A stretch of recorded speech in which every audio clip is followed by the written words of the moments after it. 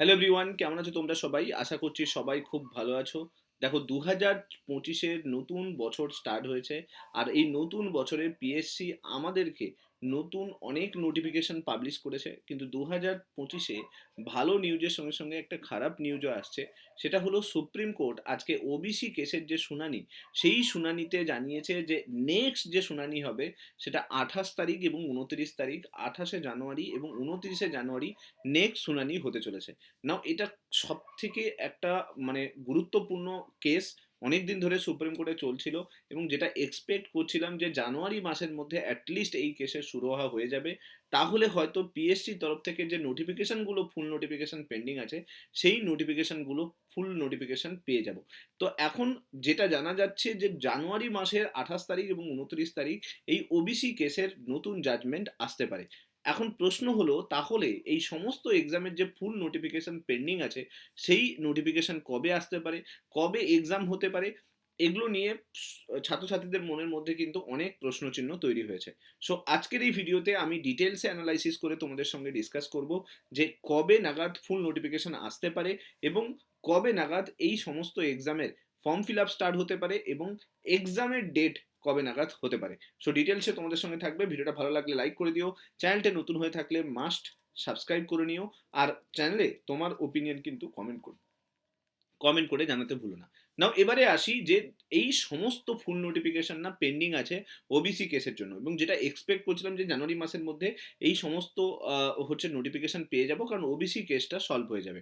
কিন্তু যেটা মনে হচ্ছে দেখে যে যতটা কেসটাকে যতটা ইজি মনে হচ্ছিল, এতটা ইজি কিন্তু নয়। কারণ কি, এই কেসের যে নতুন জাজমেন্ট সেটা আবার 28শে জানুয়ারি এবং 29শে জানুয়ারি করে দেওয়া হয়েছে।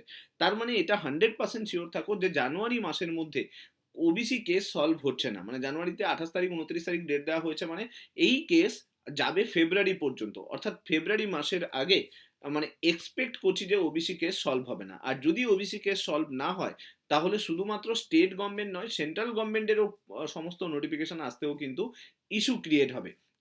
এবার যদি আমরা স্টেট গভর্নমেন্টের নোটিফিকেশনগুলোকে দেখি, স্টেট গভর্নমেন্টে প্রায় 10 থেকে 12খানা নোটিফিকেশন অলরেডি ডাব্লিউবিপিএসসির তরফ থেকে চলে এসছে। এখন ওবিসি কেস মিটবে, তারপরে ফুল নোটিফিকেশন আসবে। তার মানে ধরে চলো, আমি যদি ধরে চলি ফেব্রুয়ারি মাসে এর এই ওবিসি কেস মিটলো আর ফেব্রুয়ারি মাসে ফুল নোটিফিকেশন এলো, তো ওবিসি কেস মেটার পরে যখন ফুল নোটিফিকেশন আসবে, সেই নোটিফিকেশন পাওয়ার পরেও 10 দিন পর থেকে ফর্ম ফিল আপ স্টার্ট হবে। তার মানে মানে এক্সপেক্ট করো যে মার্চ মাস নাগাদ যদি সবকিছু ঠিক থাকে, সবকিছু ভালো থাকে, ওপরওয়ালা যদি সহায় হয়, তাহলে মার্চ মাস নাগাদ এই সমস্ত এক্সামের ফর্ম ফিল আপ স্টার্ট হবে। এবার যদি সমস্ত এক্সামের ফর্ম ফিল আপ হয়ে যায়, তারপরে minimum according to the WBPSC rule minimum 3 মান্থসের একটা ইন্টারিম পিরিয়ড দিতে হয় এক্সাম কন্ডাক্ট করার জন্য। তার মানে হিসেব অনুযায়ী যদি মার্চ মাসে exam form fill up complete হয়, তাহলে মার্চ থেকে শুরু করে এপ্রিল, মে এবং জুন, এই 3 মাস কিন্তু ইন্টারিম পিরিয়ড দিতে হবে। তো এক্সাম গিয়ে জুলাইতে হবে। তো যে এক্সামই দেখছি না কেন, সেগুলো জুলাইতে হবে। এবার ডাব্লিউবিপিএসসির পক্ষে কখনোই পসিবল নয় যে প্রত্যেকটা এক্সাম প্রত্যেকটা উইকে ফেলা। যেরকম কি ডাব্লিউবিসিএস জুলাই মাসে ফেলে দিল ফার্স্ট উইকে, সেকেন্ড উইকে ক্লার্কশিপ ফেলে দিল, থার্ড উইকে মিসলেনিয়াস ফেলে দিল, এরকম করা সম্ভব নয়। তার মানে হিসেব ধরে চলো যে এই প্রত্যেকটা এক্সামের যে বড় বড় এক্সাম যেগুলো রয়েছে, clerkship, miscellaneous, WBCS, motor vehicle inspector, IDO, এই সমস্ত এক্সামের মিডিল পিরিয়ড কিন্তু আবার একদিন করে গ্যাপ দেবে। তার মানে জুলাই মাসে একটা এক্সাম হলে আগস্টে একটা এক্সাম হবে, আগস্টে একটা এক্সাম হলে সেপ্টেম্বরে একটা এক্সাম হবে। তাহলে ফুল ইয়ার ধরে আমরা যদি ধরে চলি, এই সমস্ত এক্সাম করতে করতে কমপ্লিট করে উঠতে উঠতে কিন্তু আবার ডিসেম্বর মাস পর্যন্ত চলে যাবে। মানে অর্থাৎ 2025-এর অক্টোবর থেকে ডিসেম্বরের মধ্যে যে পিরিয়ডটা রয়েছে, এই পিরিয়ডে সমস্ত এক্সাম কিন্তু শিফট হয়ে যাবে। এবার প্রশ্ন হলো যে জুলাই বা আগস্ট মাসে যদি এক্সাম কন্ডাক্ট করতেও যায়, তো ডাব্লিউবিপিএসসি এই এক্সামকে কন্ডাক্ট করতে পারবে না, কারণ ওই সময় কিন্তু মাধ্যমিক এবং উচ্চ মাধ্যমিক পরীক্ষার একটা কিন্তু অলরেডি প্রসিডিওর রানিং থাকবে স্টেট গভর্নমেন্টে। তো স্টেটে অলরেডি কিন্তু মাধ্যমিক উচ্চ মাধ্যমিক পরীক্ষা থাকবে। তো ওই সময় কিন্তু স্কুল পাওয়াও খুব চাপের হবে। তো যার ফলে সমস্ত এক্সাম কিন্তু আগস্টের পর থেকেই স্টার্ট হওয়ার চান্স থাকবে। তার মানে হিসেব লাগালে পরবর্তী অর্থাৎ 2025-এর আগস্ট থেকে ডিসেম্বরের যে পিরিয়ডটা, এই পিরিয়ডে কিন্তু সমস্ত এক্সাম হওয়ার কিন্তু চান্স থাকবে।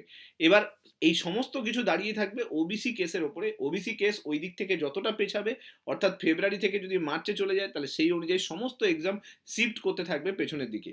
তো এটা যথেষ্ট একটা ব্যাড নিউজ বলতে পারো। বাট আমি বলবো যে তুমি তোমার প্রিপারেশনটাকে স্ট্রং করো, তুমি তোমার প্রিপারেশনটাকে চালিয়ে যাও। হোপফুলি এটা হতে পারে যে ওবিসি কেস সলভ হয়ে গেল, আর তোমার হাতে খুব কম সময় পেলে এবং তুমি এক্সামের জন্য রেডি হতে পারবে। তো তোমার কাছে অনেক সুযোগ আছে এখন, কারণ এখন পিএসসি ক্লার্কশিপের মেন্স বাকি আছে, মিসলেনিয়াসের মেন্স এখনো পেন্ডিং রয়েছে, এবং তার সঙ্গে সঙ্গে ডাব্লিউবিসিএস এর প্রিলিমসও আসবে।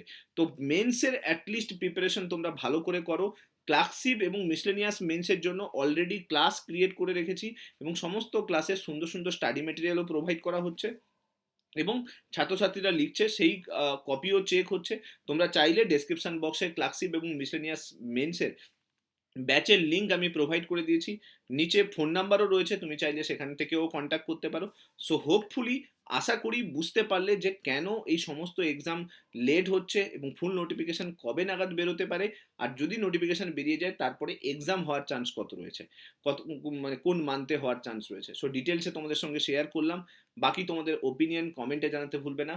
ভিডিওটা ভালো লাগলে লাইক করে দিও, চ্যানেলটাতে নতুন হয়ে থাকলে সাবস্ক্রাইব করে নিও, আর মাস্ট এই ধরনের ভিডিওগুলো দেখার জন্য এই চ্যানেলটার সঙ্গে জুড়ে থাকতে ভুলো না। Thank you so much. Next video তোমার সঙ্গে আবার দেখা হচ্ছে। Till then, bye by.